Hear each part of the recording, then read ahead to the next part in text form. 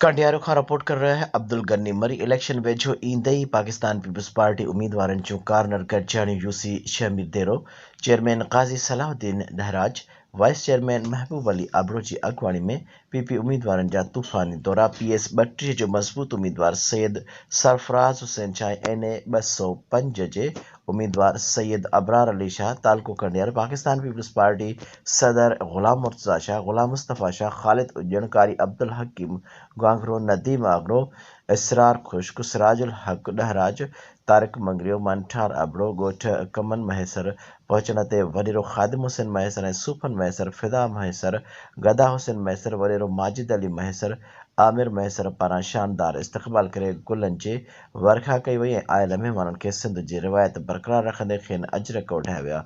Pakistan peoples party उम्मीदवार ख़िताब कंदे चयो त पाकिस्तान पीपल्स पार्टी ग़रीबनि जी पार्टी आहे ऐं पीपल्स पार्टी हमेशह ग़रीबनि जी ख़िदमत कई आहे। इक़्तिदार में अची कमन मैसर, कमाल देरो, माही भाण जा बुनियादी मसइला, ड्रेनेज सिस्टम, फ़र्श बंदी, स्ट्रीट लाइट, तालीम जो निज़ाम बहितर बणाइबो ऐं बेरोज़गार नौजवाननि खे रोज़गार मुहैया कबो। 8 फ़रवरी ते तीर ते ठपोणी अक्सर सां कामयाब कराईंदा।